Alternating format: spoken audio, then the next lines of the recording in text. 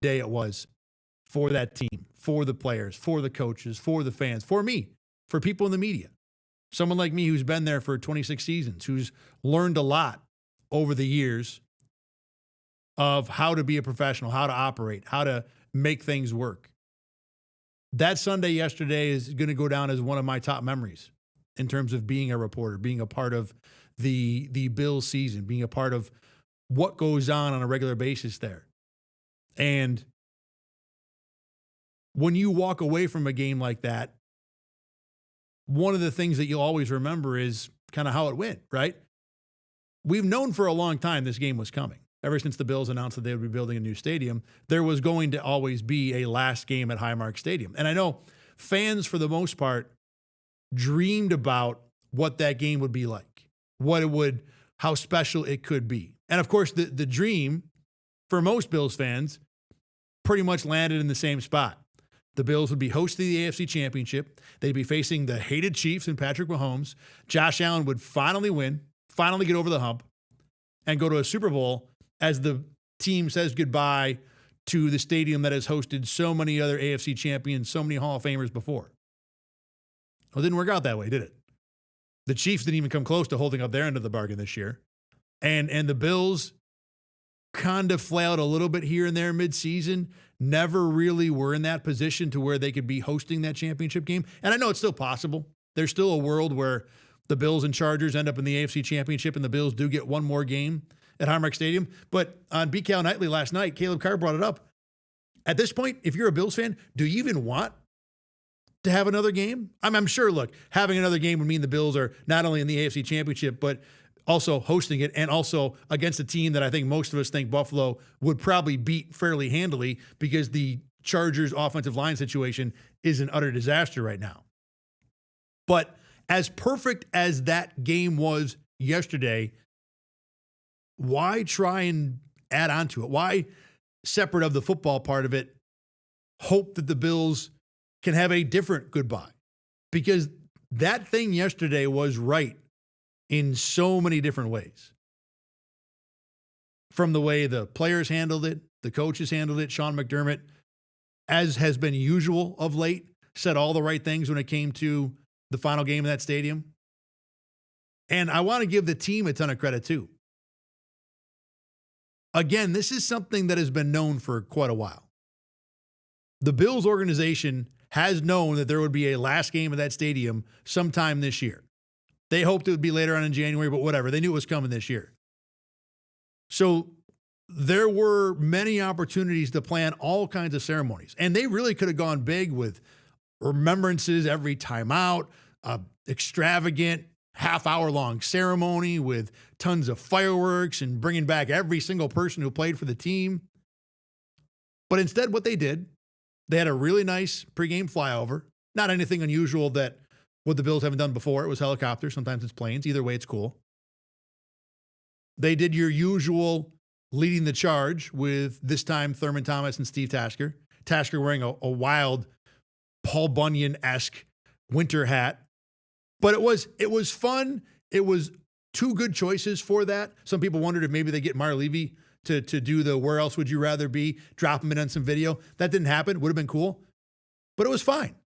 The Terry Pagula pregame speech, maybe 3 minutes. It wasn't extravagant. It wasn't over the top. Terry said thank you, talked about some of the people that have impacted the stadium, why it was important, and moved on. And it was well received. If you want to watch it, I posted the majority of it on my X feed, Thad Brown 7. Then we play the game, and there certainly were bits and pieces of remembrance during the game. And then post-game, the Bills produced about a 5 or 6 minute long video, essentially reliving the history of the stadium. And it was good. You know how good it was? Multiple players stopped to watch it. Trey White, Alec Anderson, number of other offensive linemen, Spencer Brown, Reed Ferguson. Wasn't everybody. Josh Allen was off the field quick after this game. But if you can get a piece of video together that stops players in their tracks, mind you, these are players that are now done with their workday. Imagine if you go to work, right? You work 9 to 5, and you get to 4:57, 5:03, whatever time you want to say, and you're walking away, and your bosses put out a video that isn't even necessarily for you. But it's good enough that you stop and watch, even though you know you got to get home. Your spouse is waiting for you to help with dinner. Kids want to help with the homework. Whatever it is, these players are not too dissimilar. Their families are waiting for them to shower and talk to the media and do all the things that they normally do so that Sunday night can be time with them. Because Sunday night, very often, for an NFL player, is one of the few times you can spend with your family. But this video was good enough that a number of guys said, oh, I got a few minutes. I'm going to stay and watch this. And that's a credit to the team. Not only that, no fans left. I didn't see anybody make for the exits while this video was playing. Now, I didn't get a chance to watch a lot of the video, to be honest, because I got a camera on the field and I'm trying to record what everybody else is doing.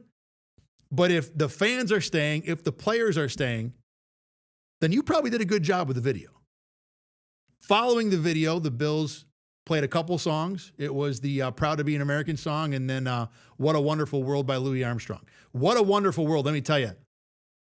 That created a perfect opportunity for like fans to kind of drink in the whole scene, to just sit and digest and watch and remember. The whole thing was just a really well-produced vibe. It's really the best way to talk about it. Because after the video, it was just nothing but songs. There was no graphics. There were no players. There was nothing that the Bills could have said we have access to, whether it's video or current players, old players, people saying words, and like dignitaries dropping in. The Bills, I'm sure, had access to all kinds of people who could have waxed poetic about that stadium for hours and hours. They did one video and two songs, and that was it. And it was perfect. It was an excellent vibe. And I can't speak for all 60, 70,000 who were there, but from what I saw some emotions for sure, some people who were sad, but I saw 1,000 pictures. I saw a lot of smiles. I saw what felt like a fan base that had been fulfilled. They had been satisfied. They had come to see the last game. They had come to say goodbye, and they got what they wanted. And they went home, maybe not happy, a little sad, looking forward to the next building next year, looking forward to this weekend in Jacksonville for sure. But for everybody who came to that last game, I think they walked away with a positive memory, and that includes me. So kudos to the Bills for making this happen the right way, for not trying too hard to make it too big. Kudos to the players for being willing to be a part of it, to enjoying it, to taking a moment to acknowledge what has happened. Obviously, the older guys, the Trey Whites and the Reed Fergusons, a little more connection to the team than a rookie like a Max Harrison or something like that. But regardless, kudos to them. And even some kudos to the fans here too, because this is a fan base that I'm sure many people know is well known for jumping into tables that are on fire, trying to create mayhem. I mean, it's not called Bills Tea Party, it's called Bills Mafia, right? Nobody ran on the field. Nobody seemed to be trying to unbolt seats or take signs. There was no ruckus. There were very few problems. There were a few fans that were a little audacious in the number of pictures they took, and some security had to scatter them back up the stairs to get out of here. But this was a fan base that was pretty darn well behaved, and not relative to Bills Mafia standards. I mean by any fan base standards. So everybody kind of did their job. Everybody did their thing, and everybody had a good time. And it's a credit to the Bills, and it was almost better that the football didn't matter, that there was not much on the line. The Bills' win turned out to be something that advanced them only from the 7 seed to the 6 seed. Literally, you cannot have a less relevant game, right, when it comes to playoff seeding. And it was fine. Everybody got to come together to say their goodbyes. One of the cool stories I talked to with a fan before the game was someone who said, I want to be here today so that the person who sat in front of me for years, the person who sat to my left for the years, the person who sat behind me for years, we can kind of have one more day together. That's what that day was about. And if the football had mattered, if it was a big game, if it was a playoff game, it wouldn't have been as good. Even if it was an AFC championship. Like, you can tell me as a Bills fan that beating the Chiefs in the AFC championship would have been the ultimate memory. But if you set that game up just as likely a chance that your final memory of the stadium is Patrick Mahomes celebrating another AFC championship. And nobody wants that. And it certainly would not have been better than what we saw yesterday in a meaningless game against the Jets. So I really had a good time. And I thought it was very well done by the team. And it seemed like the fans enjoyed it. And you could not have asked for a better game, even though it was an irrelevant non-playoff game where most of the starters didn't even play that closed out Highmark Stadium. All right, let's move on to some more football stuff here. One of the things that did happen yesterday is that James Cook won the rushing title yesterday. Let's put James Cook up, not random screens. James Cook won the rushing title. He was given 2 carries, ran for 15 yards. Sean McDermott admitted later that the original plan was for Cook to play a whole quarter, and then McDermott kind of got cold feet as the game got close. He's like, nah, let's just do a couple of carries. Cook did not end up needing those 15 yards. He won the rushing title anyway. So now the question that we in the media kind of talked about afterward was, well, does that mean that Cook's an all-pro? Because we've talked in the show before that regardless of the numbers that Cook has put up this year, if you wanted to just start listing who the best running back in football is, you'd probably get 5 names deep before you brought up James Cook. Christian McCaffrey, Bijan Robinson, Jonathan Taylor, Derrick Henry, Saquon Barkley, right off the top of my head. We're not even getting into the debate about maybe Josh Jacobs. So for Cook to be an all-pro, he's got to be one of the top 2. And if I'm throwing 5 names out there without hesitation, that might be better. How the heck does Cook become an all-pro? Well, there is a precedent for this. 23 of the last 24 years, the rushing title has been an all-pro running back, or the rushing champion has been an all-pro running back. So history will tell you that the guy who runs for the most yards in the NFL should be an all-pro. So maybe we shouldn't just think about Cook as a guy who can't be the all-pro. He's got the number one qualification you need, apparently, to be the all-pro at running back, which is have the most rushing yards. Makes sense too, right? If you have the most yards, you're probably one of the 2 top backs. 2 caveats why I wonder if that might not happen for James Cook. Number one, like I said, it wasn't 24 of 24 running backs who won the rushing title and became all-pros. It was 23 of 24. The exception is 2017. Kareem Hunt that year won the rushing title over Todd Gurley and Le'Veon Bell. Pretty sure in that order too. Todd Gurley and Le'Veon Bell ended up being all pros. Now, one of the obvious reasons, without magically time machining back to 2017 to remember what the discourse was around all pro that year, is that Kareem Hunt won the rushing title that year over those 2 guys, but the margins were 22 and 36 yards. So yeah, he won, but he won by a sliver. And his total number, I don't remember what it was, but it was a generally lower total. It wasn't like he ran for 2,000 and Gurley ran for 1970 and Le'Veon Bell ran for 1960. It was like in the 1400s. So it wasn't a historic number, and it wasn't by a whole lot. And it actually was the only time in those 24 years where the distance between first and third place was less than 50 yards. So not only was it close, it was unique. And you understand why, okay, I could maybe dive into who had better passing numbers that year. Kareem Hunt was a pretty good receiving running back, but those 2 guys too, Gurley and Lev Bell, especially Lev Bell, had legendary passing receiving careers. So you kind of get where the rushing champion doesn't win. Well, let's fast forward back to this year. James Cook won the rushing title, but he only won it by 22 yards over Derrick Henry, who frankly, I don't know how the heck he didn't win the dang thing last night. He had like 90 yards in the first quarter. He needed $153 or something like that. And he won it by 36 over Jonathan Taylor. So, like 2017, the rushing champion did not dominate. And James Cook's final number, which was 16-21 for a 17-game season, not a spectacular number. Didn't even average 100 yards a game, right? So I think there's reason to wonder if Cook would actually be an all-pro. On top of that, if you just off the top of your head said, who do you think the best 2 running backs in football are, I think you're going to have a tough time getting around Christian McCaffrey. The guy almost had 1,000 rushing and 1,000 receiving this year. He was over 900 receiving yards. And as it turned out, McCaffrey had 17 touchdowns combined. Cook only had 14. So McCaffrey's total number when it comes to all-purpose yards was 2298. Cook was in the 1900s, and McCaffrey had more touchdowns.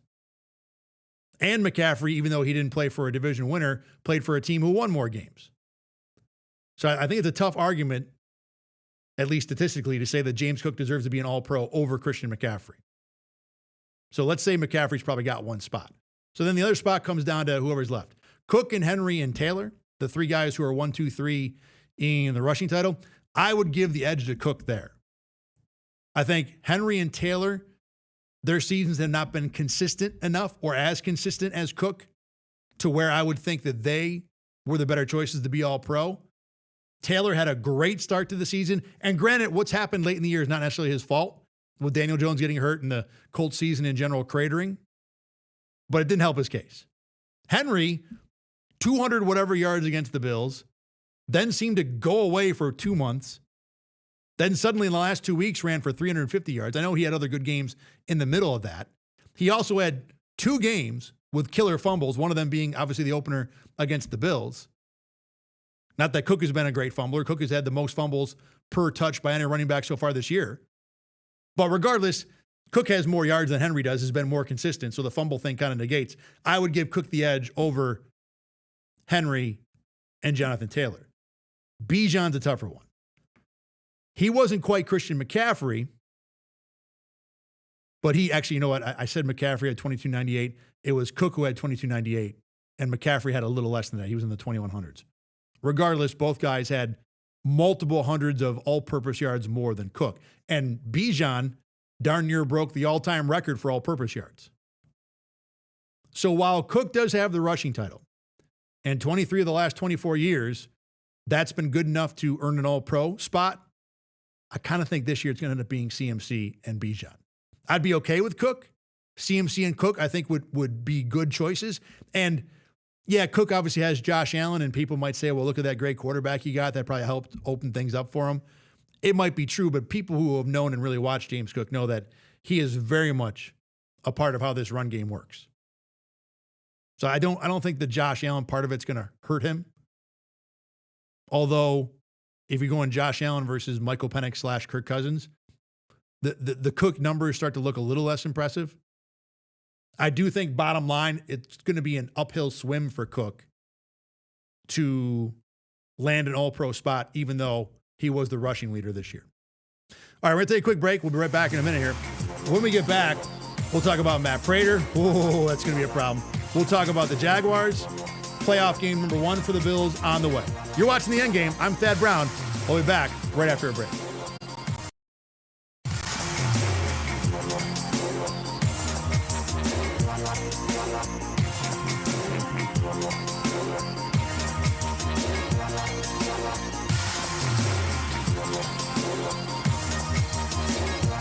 Back here in the Endgame, I'm Thad Brown with you on a Monday.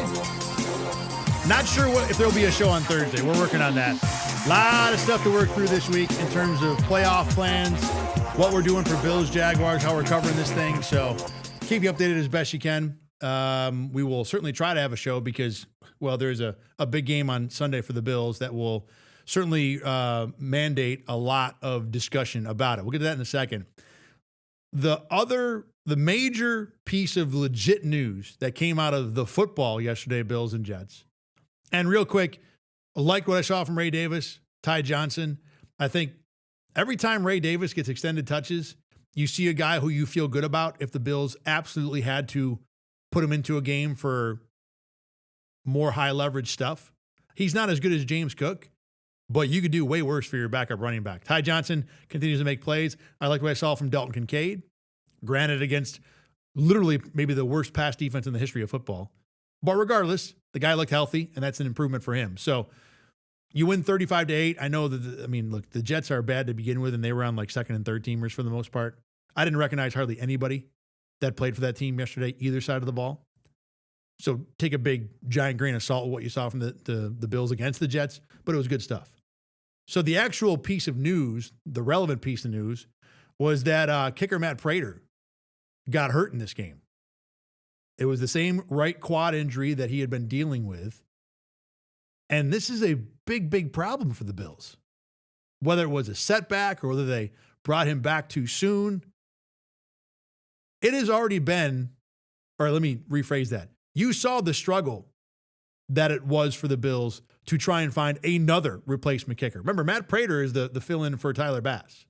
So this is already kicker 2. This is already plan B that the Bills are on. When you have to go to plan C, you end up with Michael Badgley, who misses PATs in back-to-back games and literally was one of the top 2 or 3 reasons you lost that game to Philly the week before. So if Matt Prater can't go in the playoffs, this is a red alert problem. This is not, oh, well, it's a kicker, they'll find somebody else. It's hard to find kickers in the NFL, in college. There just aren't that many good ones. You saw a really good one Sunday night in Tyler Loop for Baltimore, who had not missed a kick inside 50 yards all season, blow one with the game on the line. He's one of the good ones. He's one of the guys that's going to have a job probably for a long time. If Matt Prater can't go Sunday, the Bills are trying to find one of the guys that don't have a job, that isn't even on a team. And again, the Bills just played that out last week or the last 2 games. And think about how that went for you with a kicker beyond Matt Prater. That kicker got a PAT blocked, which led to you having to go for 2 because you couldn't trust him when you scored a game-tying touchdown. And when you couldn't make the 2, you lose the game. The week before, on the road against the Cleveland Browns team that won 4 games this year, he missed a point after in that game that allowed Cleveland at the end to have 2 shots to kick a field goal to tie you. Think about what's going to happen if the Bills do this against more playoff teams, because they're 1-1 trying to deal with Michael Badgley issues, and the team they lost to was the one playoff team they faced. You're not going to get away with this against Jacksonville or Denver or New England or Houston. And I can't sit here and like provide a solution. I don't have any magic juice for Matt Prater's quad that's going to make it suddenly be healthy again. I don't know where the Bills go. If Prater's hurt, this is going to be, like I said, an A1 concern for the Bills going forward in the postseason. And obviously he is hurt. I mean, in terms of him not being able to play. And we talked to him last week. He said he felt good. Didn't seem like there was any hint of maybe he was being pushed a little bit or wasn't ready to go. He seemed pretty confident he was good. He did say, look, I'm 40 whatever now. I just don't heal as fast as I used to. And I'm not going to put words in his mouth, but I think you can probably reasonably assume that that also covers I'm more likely to get hurt too. And that's the risk you take when you have a 41-year-old anything, even a kicker. So I don't know where the Bills go. Obviously, the choice is going to be, can Matt Prater kick? Yes, no. If the answer is no, then you go sign somebody else. I don't expect there to be anybody you can legitimately trust at this point. Doesn't mean the guy can't work.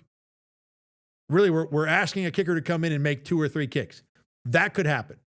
It's not like Jacksonville's Pittsburgh, where it's one of the hardest places in the NFL to kick. To be honest, the Bills not being home for the playoffs suddenly looks like a great idea because, at least for this week, they won't be sending that guy into an environment that's necessarily nasty. You go to Denver the week after that, a little different situation. Obviously, the light air helps and balls will fly further, but whatever. This is a big problem, and this is a concern. And Sean McDermott did the right thing, I thought, with all the guys he sat. I didn't need to see Josh Allen for more than 1 snap to keep the consecutive game streak going. I thought the Bills might push the James Cook thing a little bit more, but I've got no problem with the idea of him playing 2 snaps and then sitting down. The offensive line did not need to show up. Joey Bosa, go get a baseball cap. I thought Sean McDermott handled it fine on Sunday. And even playing Matt Prater was probably the right call because that's a guy that you want to get some swings in. Swings of the leg before you go to the playoffs. Now, is it possible that the Bills pushed it and shouldn't have brought him back? I guess. But it's also possible, because Matt Prater's 41, that he just got hurt again. Either way, it's a bad break for the Bills if Prater's injury is going to be a long-term thing again. Because the Bills may not have long-term this time. As we've seen, one kicker issue cost them their most recent game against a team that's in the playoffs. And if Matt Prater can't go, I don't expect kickers to start falling out of trees for the Bills to be able to find a solution. Let's talk about the Jags for a minute here, the Bills' next opponent. And as you see there on the screen, Jags had an interesting season. They started the year out 4-3. Basically, they were the Jags. They were the same team that we always see every single year. They have a bunch of talent, but they can't seem to find their way around the dumb things that happen to them all the time. And even at 4-3, I mean, they were living on turnovers. Listen to this. First 4 games of the year for the Jags, right? Their defense created 3 turnovers, 3 turnovers, 3 turnovers, 4 turnovers. Against good teams, too. Carolina in the playoffs. Cincinnati, good offense. I think healthy at the time. Houston Texans, not good offense, but still a good team. San Francisco 49ers, good team. The Jags went 3-1 against those teams, forcing 13 turnovers in their first 4 games. That's ridiculous. Think about it. So 4 games, 13 turnovers. You're talking on about a 55 turnover pace. And just to outline that, team with the most turnovers this year was the Chicago Bears with 33. So the Jags were on pace to double, basically, what the number 1 turnover team in the NFL would end up getting through 4 games of the year. And they still were only 3-1 and ended up 4-3, right? Since then, since the bye, Jags have gone 9-1. Sounds impressive, right? And it is. But let's roll through the quarterbacks the Jags have beaten here, okay? Whoever the Raiders had week 9, probably Geno Smith. Let's see. I'll double check it. Geno Smith. Then they beat Justin Herbert and the Chargers. Good win. They crushed the Chargers 35-6. Chargers are beaten up, but still a solid win. Arizona Cardinals with Jacoby Brissett, pretty sure. Tennessee Titans with Cam Ward. Indianapolis Colts with, this was the game Jones got hurt in, right? Pretty sure.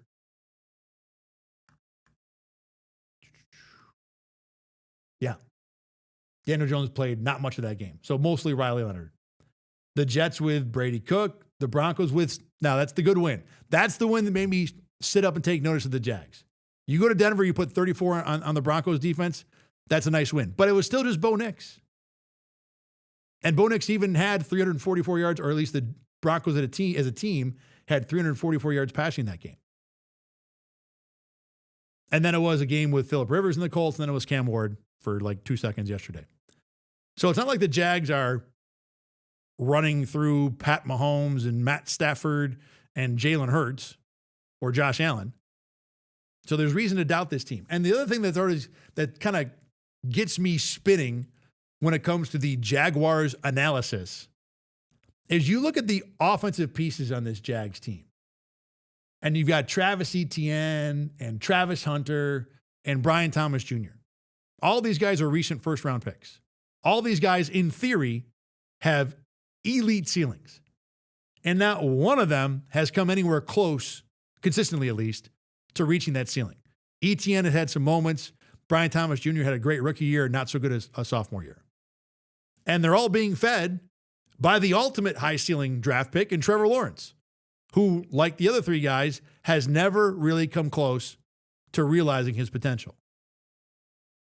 In theory, this could be a ridiculous offense if they had played up to where they were drafted.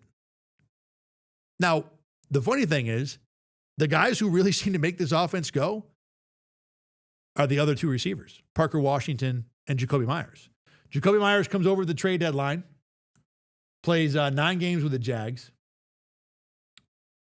Let's see. His line is impressive. So Jacoby Myers has never had a game with less than 3 receptions. He hasn't had a game less than 4 receptions since his second week with the Jags back on November 16th. He's had only 2 games below 40 yards. They were both 39. He's had a 6 for 90, a 4 for 50. He scored 3 touchdowns. And this is like their second or third best receiver. But with him and what Parker Washington has done, the depth on this Jaguars offense to me is the thing that's scary. They don't need to rely on, like Houston does with a Nico Collins, like the Patriots do to some degree with Stephon Diggs. They want to throw it apart. You want to talk about everybody eats? The Jags run everybody eats. This is what everybody eats should be, is what Jacksonville is doing. Not with Josh Palmer and Keon Coleman and forcing Khalil Shakir to be a number 1 for a guy who would be a great 2 or 3, relying on your oft injured and somewhat disappointing tight end Dalton Kincaid to feed an offense. The Jags are running everybody eats. When you have uber talents on the outside with Brian Thomas Jr., Travis Hunter hasn't played much this year. He's out for the season, I'm pretty sure. But regardless, you've got in Brian Thomas Jr. a guy who looked like the prototypical number one X receiver last year. In Travis Etienne, you have what everybody thought would be the prototypical receiving running back. But neither of those two guys have been that a lot. That's okay, because they also have Parker Washington and Jacoby Myers, who can keep the offense on schedule, keep things moving. Does this make the Jags an impossible out for the Bills? I don't know. And I think when you're going to talk about this AFC playoff field, short of the Steelers for sure and the Chargers to a degree with how bad their offensive line situation is, if you want me to break down Denver versus Jacksonville versus New England versus Buffalo versus Houston, the answer to all those questions is going to be, I don't know. It's going to be tight. But this Jags offense, even though they have not realized a ton of their potential individually, as a whole seems to be running on all cylinders right now. And again, I'll go back to that Denver game. 34 points in Denver is impressive. I mean, in the last 8 games, the Jags have scored 35, 27, 25, 36, 48, 34, 23, 41 points. It's a good offense.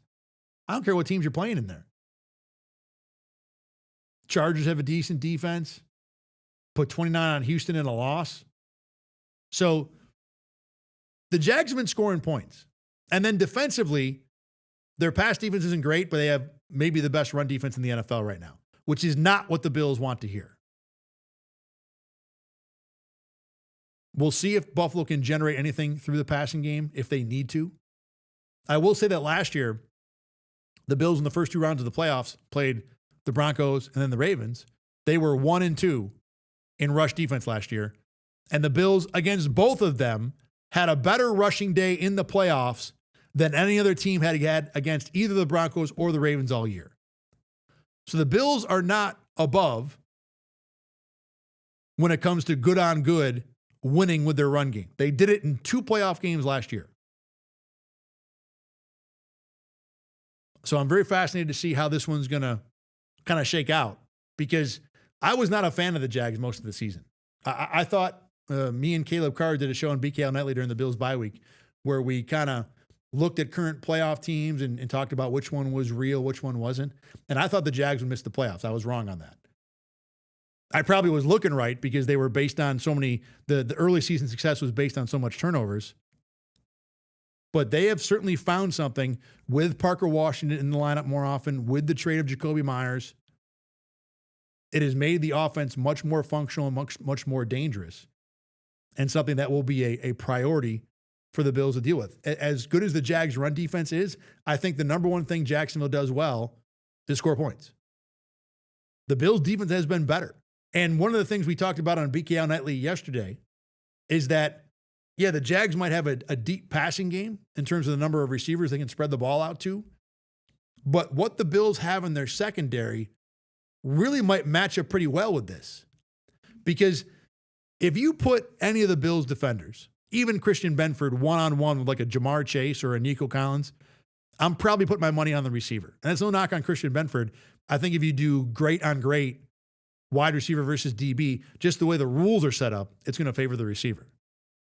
So if you have an elite talent, we saw it when the Bengals came to Buffalo, T. Higgins just had a giant day. Jamar Chase got shut down, but that's because the Bills rolled their coverage toward him.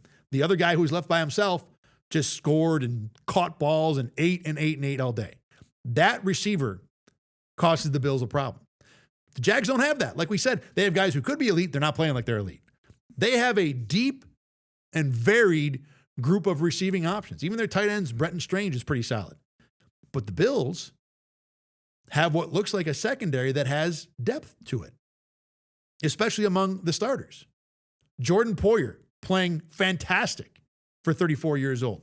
Cole Bishop coming into his own as a young safety. Christian Benford, maybe not the elite of the elite, but he is damn good. Trey White playing his best football all season long. Taron Johnson, maybe not his all-pro elite level, but still pretty good as a nickel corner.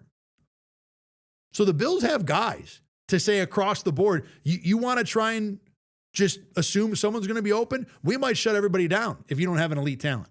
And right now the Jags don't have anybody playing like an elite talent. This might be the most fascinating part of this game. The Jags receivers against the Bills secondary. Because on paper, you'd think, wow, the Jags are scoring all these points. The Bills defense has never been great. That should be a big win for Jacksonville. I don't know if it will be.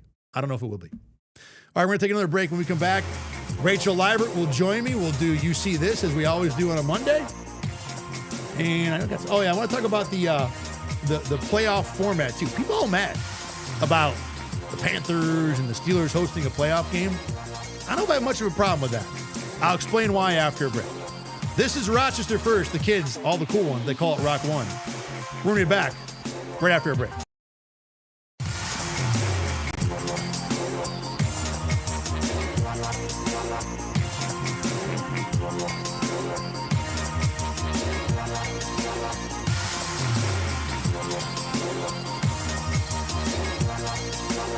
Final segment of the day here on the Endgame. Thanks again for watching. We appreciate you here on Rochester First. Kids all call it Rock One. Everybody calls it Rock One. Trying to speak Rock One into existence. All right, let's talk about football here. So playoffs start this weekend, and yeah, the Pittsburgh Steelers and the Carolina Panthers don't exactly resemble playoff teams. If this was the college football playoff, I don't think the selection committee would have even talked about Pittsburgh or Carolina as belonging in the field. The Panthers, by the way, first team ever to win a division twice with a record under 500. They are 8-9 this year. So at this time, the conversation always turns to, oh, the playoff format's so unfair. Why do these teams who have won so many more games have to go on the road? It shouldn't be that way. And I always say back to that, look, you need to have divisions to make this interesting. You need to have rivalries. You need to have teams care a little bit more about particular opponents, because in a league where you're not going to play everybody every year, you can't just drop 17 random opponents in and expect people to get excited all the time. You need to have kind of the ebbs and flows of the big game. And sometimes you can't depend on just the record to do that for you. You have to have added import. Seeing a team all the time generates some animosity, generates some friction. That can be fun. But more importantly, when you take a whole league of 32, if you say you're going to compete with all 32, it's hard for a fan to focus on that. That's too big a picture for people to digest. You need to have the division to say, well, yeah, we're competing with all 32, but really, these four right here, these three right here, these are the ones that really matter. And for that to count, being the best of those four has to stand for something. You have to be able to say that if you win that, if you are the best of that group in a season, well, then you get something for that, something worthwhile. And to me, the home game, at least in round one, is that. Now, I'm not against altering the system. Some people have talked about, well, yeah, you make the division winner a home game, but if their record is worse, they can't host. And although I don't like that, I'm not totally against it. I would say the minimum that I would say you have to have is that if you have a division winner and a wild card and the records are the same, then the division winner essentially gets the tiebreaker to host the game. But I would still say that division winner needs to get a home game to start the postseason.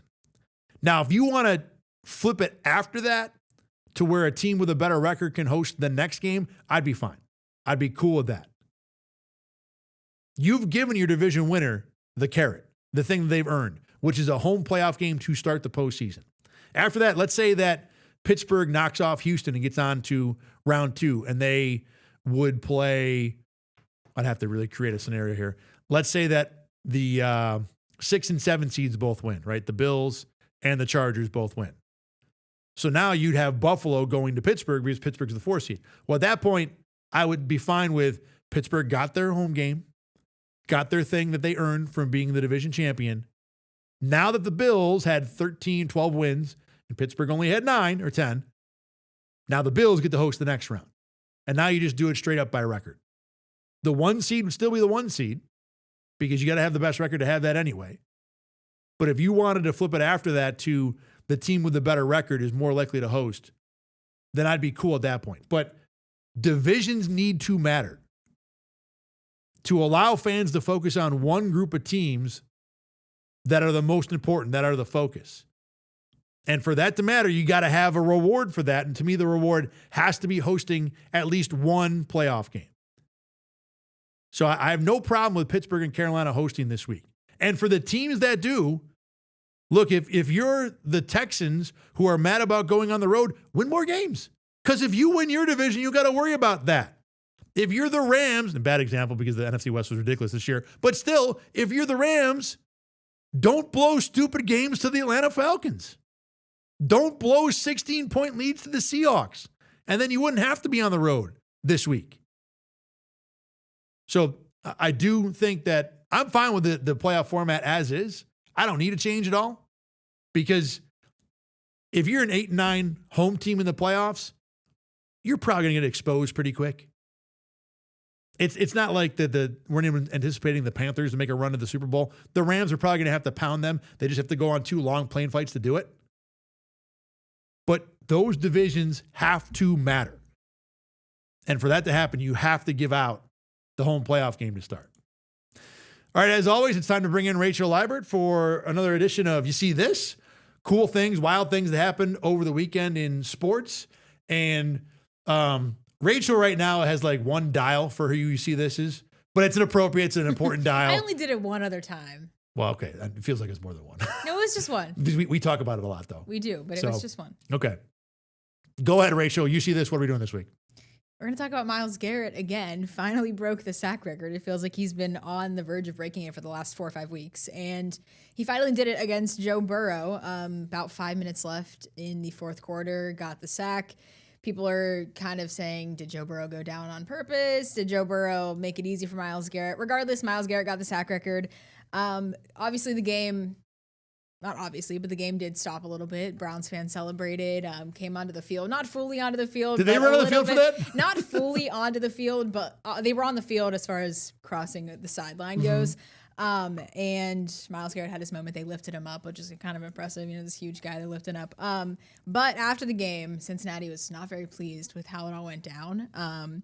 Head coach Zach Taylor said, which this is so funny to me, I need to get your thoughts, that they're playing for their lives. And that was not a good time for them to stop the clock. There was 5 minutes left. Cincinnati had some momentum. They were down 5. But they're not playing for anything really at this point. And he said, we're playing for our lives out there. And he was not aware that they were going to stop the clock. And then Jamar Chase also was not happy. He said that he was unaware they were going to stop the clock and have that time.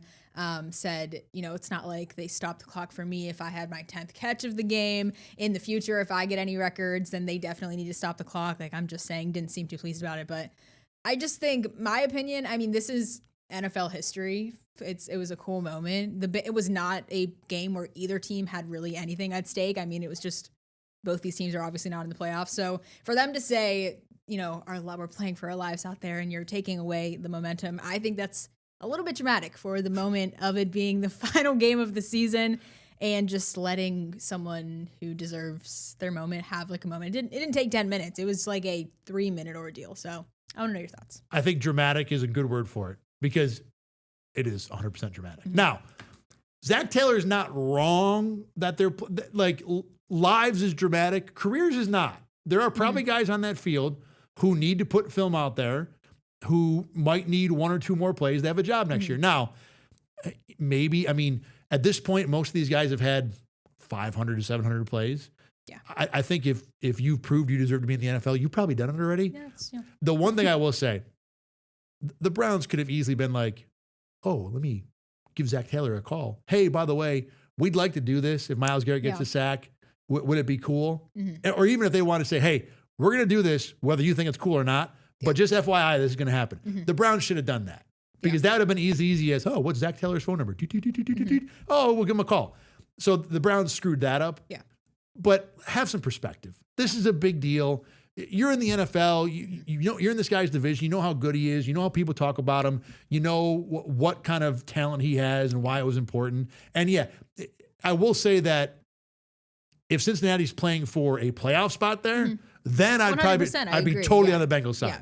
But in the situation, outside of the Browns not giving the old friendly heads up, I don't have much of a problem with them stopping the game. I mean, I don't think if it was a season record, okay, if James Cook broke the rushing record in the moment, they knew he broke the rushing record and they stopped the game, it's like, okay, that's a bit extreme, but this is like NFL history. So, I mean, it is, like you said, it's just perspective. I think this is a moment that deserved to be celebrated. Whether or not I do agree that there could have been communication, especially with the refs too. People are kind of blaming them for not telling either side or, setting that boundary of what was going to happen. But, I mean, either way, I think it is dramatic is my final word that I'm going to say of the comments from the Bengals. I have a question for you now. Mm-hmm. Like you said, it took him until the 55th minute of the 17th game to break a record that was set in 16 games. Okay. So does this count or not? It does count because he did it in less snaps, first off. And, I mean, not that this statistically matters, but the Browns teams don't pass the ball against the Browns. And I'm not saying, I don't even know the specific number, but this 100% counts. I know Michael Strahan had his moment. I don't know if you saw that of him saying it's exactly what you said. He did it in 16 and Myles Garrett did it in 17. It counts. I mean, I think it's 200 snaps a difference or somewhere around there from him and TJ Watt and maybe a little bit less for Strahan. But, I mean, still, it counts. I think you're right. And the point you make about the snaps is kind of what I always go back to is people just say, oh, it's different games, therefore it's not fair. Well, maybe it is, maybe it's not. I will say that, like, if you're a guy who played in the 14 game era, you're like, yeah, really. What about us? Because like you can do he had more or less. We played 3 less games. Yeah. Like it's not even, we have no chance of having a record of any of that stuff or any of our records stand up. So I do like there's a limit to the whole snaps and games thing. Yeah. But I think you're totally right.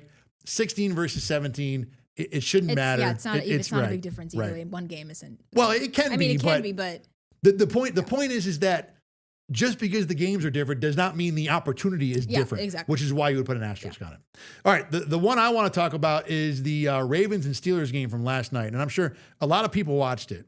But the thing that I want to point out is, first of all, how the game ended. Did you watch this game last night? I fell asleep. Okay. But I did catch up with it this morning of how it went down. So I watched it from the Bills media room. One of the last things I ever did in the Bills media room, by the way. Just ridiculous because the thing was like 13-10. It looked like another classic grinded out first team to 20 wins. And then all of a sudden there's like touchdowns everywhere. Zay Flowers for 70 yards and then somebody wide open. I don't remember who it was for the Steelers. And then Zay Flowers with another big play, right? So the Steelers get another a touchdown at the end there to go up. And the Ravens had 55 seconds to come back and try and get in front. And they had a 4th down where 4th and 7 or so. And it looked like Lamar Jackson was not going to be able to pull this off. It looked like that he was under too much pressure, couldn't figure it out. And he throws this ball to Isaiah Likely, which isn't a great throw, but it was good enough. And Likely makes this incredible catch. So first of all, I'm in the media room talking with the other guys. And I said, have you ever thought about what it's like to be Isaiah Likely, to make that play? Yeah. You're down at the 10, or the 20, you're in field goal range. It's a hard play. You know how big it is for your team. And to get up, you saw him flexing over and over and over, right? He was celebrating like they just won the game. Because he knew it. He knew he had done his job. Like we talked about playing for your lives. That dude had a good life day, right? So they run out Tyler Loop. And Awful Announcing, who I follow on X, great feed. They went back and showed the entire call that Mike Tirico did. Have you watched this at all? I've not. Okay. So Mike Tirico lays out the whole scenario. Fantastic. So Loop's a rookie, right? And they're replacing Justin Tucker, who's like maybe the best kicker of all time. Yeah. And he talked about how the Ravens like scoured scouts and talked to a bunch of people about a bunch of different kickers. And they said, this was the guy we thought would be the guy because we thought he'd be ready for this spot. So then they bring the teams out and Mike Tirico goes, the last play of the regular season to win the AFC North. Just perfect. He could have just been like snap, spot, go. He just hit it perfect, right? And then Loop whiffed the kick.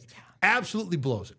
The whole reason I'm bringing this all up, did you see, you probably didn't because I just found out about this a few hours ago. The Steelers before the game had a priest who came on the field, before the game to sprinkle holy water on the end zone behind where the kick missed. Now, it's probable that he sprinkled the holy water behind both end zones to protect the players, whatever. But the only one they had video of was the end zone where the kick missed. And you think about all the years that Mike Tomlin has finagled his way into a playoff spot.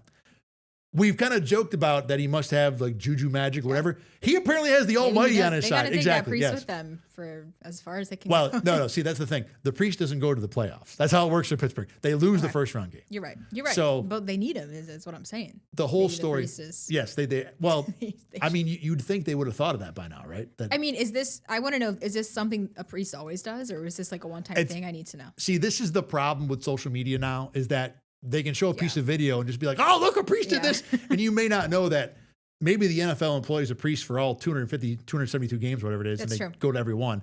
Pittsburgh does have a strong Catholic community, as Mike Tirico talked about. So I would, like I said, I think it's probable Yeah. that the priest does that every game for both end zones. the But one it still time- was cool though. Like we said before, right? it's just got to get on the right side Yeah, or the yeah, wrong yeah, side yeah, of Twitter, yeah. and there you go. It was, I just, the priest funny. thing blew me away. The whole story, the game was awesome. Going back and watching Tirico, who's really at the peak of his powers as a broadcaster, do his thing was awesome. And then you throw in the whole priest thing, just phenomenal. This is why the NFL like just has us by the ears and says, here, watch. Yeah. You know, this is what they do. That's great. I didn't know about that. That's crazy. I'm Right? gonna go back and watch that call too. Yeah, definitely. I advise you to. I advise everybody out there to. It was well worth your time. Tirico did a good job on the call. He's not perfect, but he's really, really, really good. All right, that's going to wrap it up for us today here on the Endgame. I think we'll be back on Thursday. We don't know yet. We're still trying to figure out what the plan is. If we can be back on Thursday, we'll be back on Thursday. Because like I said, this old playoff game will be a big deal for sure. Remember to watch BKL Nightly this week, all week, 8:30 p.m. right here on Rochester First. For Rachel Albert, I'm Thad Brown. Thanks for watching. We'll see you again sometime soon. I just don't know exactly when that'll be. Get the Rochester First streaming app today for everything you love from News 8 on demand, plus exclusive shows you won't see anywhere else. Search ROC and download for free on Roku, Amazon Fire, and Apple TV.